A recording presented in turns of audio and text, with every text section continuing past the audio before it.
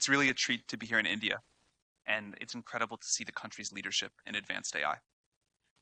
I was last here a little over a year ago, and it's striking how much progress has happened since then. We've gone from AI systems that struggled with high school level math to systems that can do research level mathematics now and derive novel results in theoretical physics. It's also striking how much progress India has made in its mission to put AI to work for more people in more parts of the country. And India's leadership in sovereign AI, building on infrastructure, SLMs, and much more, has been great to watch.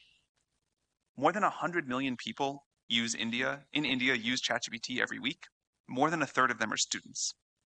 India is also the fastest growing market now for Codex, our coding agent that works to help people develop software faster and better.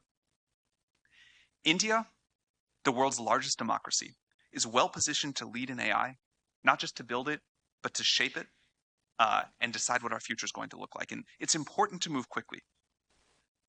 On our current trajectory, we believe we may be only a couple of years away from early versions of true superintelligence. If we are right, by the end of 2028, more of the world's intellectual capacity could reside inside of data centers than outside of them. This is an extraordinary statement to make. And of course, we could be wrong. But I think it really bears serious consideration. A superintelligence, at some point on its development curve, would be capable of doing a better job being the CEO of a major company than any executive, certainly me, or doing better research than our best scientists. As we prepare for this possibility, we are guided by three core beliefs. Number one, we believe that democratization of AI is the only fair and safe path forward. Democratization of AI is the best way to ensure that humanity flourishes. On the other hand, centralization of this technology in one company or country could lead to ruin. The desirable future a couple of decades from now has got to look like a world of liberty, democracy, widespread flourishing, and an increase in human agency. Some people want effective totalitarianism in exchange for a cure for cancer. I don't think we should accept that trade-off, nor do I think we need to. AI should extend individual human will. We'll probably need superintelligence to help us figure out the new governance mechanisms to ensure that this happens fairly at scale, and to avoid problems like extremely unbalanced compute access or something else. Second, we believe that AI resilience is a core safety strategy. We don't mean that this is the only safety strategy. We will continue to need to build safe systems and solve difficult technical alignment challenges. But increasingly, we need to start broadening how we think about safety to include societal resilience. No AI lab, no AI system can deliver a good future on their own.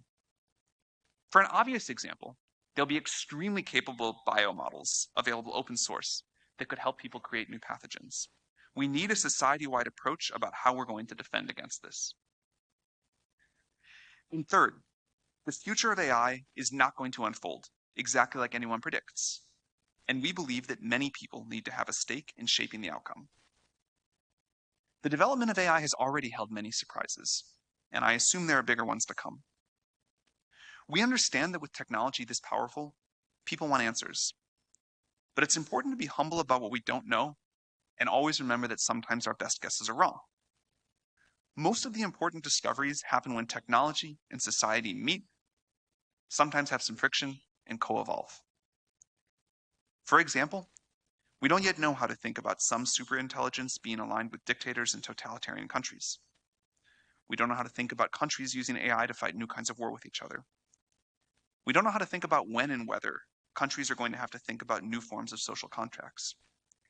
But we think it's important to have more understanding and society-wide debate before we're all surprised. Of special note, and related to all 3 points, we continue to believe that iterative deployment is a key strategic insight, and that society needs to contend with and use each successive new level of AI capability, have time to integrate it, understand it, and decide how to move forward. This has been working surprisingly well so far.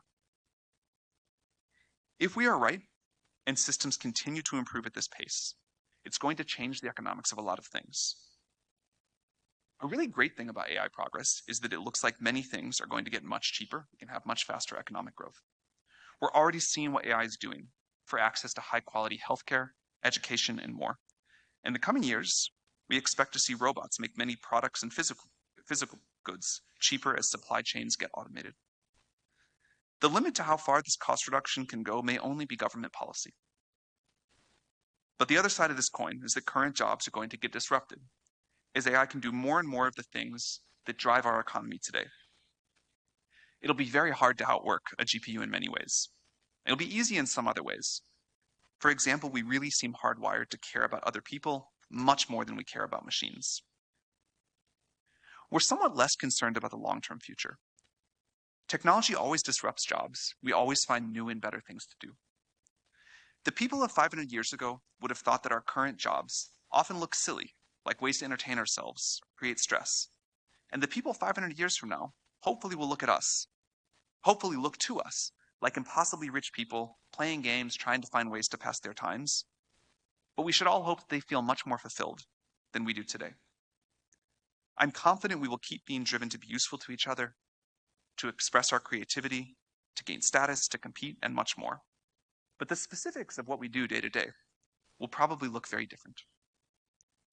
Each generation has built on the work of the generations before, and with new tools, the scaffolding gets a little taller.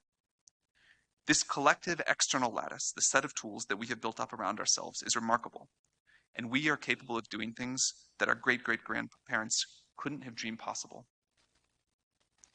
It is a moral imperative to make sure that our great-great-grandchildren can say the same, and technology, and especially AI, is how we're going to get there.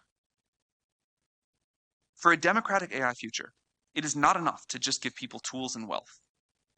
We also need to give them agency and power. The vision that AI companies lay out fundamentally reduced to either unilateral control or decentralized power. Sharing control means accepting that some things are going to go wrong in exchange for not having one thing go mega wrong, cemented totalitarian control. This is a fundamental trade-off of democracy, and it is one that we believe in very strongly as the way to give everyone collective agency over the future. Of course, this is not to suggest that we won't need any regulation or safeguards. We obviously do urgently, like we have for other powerful technologies. In particular, we expect the world may need something like the IAEA for international coordination of AI, and especially for it to have the ability to rapidly respond to changing circumstances. The next few years will test global society as this technology continues to improve at a rapid pace. We can choose to either empower people or concentrate power. Thank you very much. India's AI opportunity is amazing. It's great to be here. This is one of our fastest growing markets in the world. Maybe it's the fastest at this point. It's certainly the fastest for Codex. There's more than 100 million people that use ChatGPT every week. We're delighted to get here. Thank you, Sam.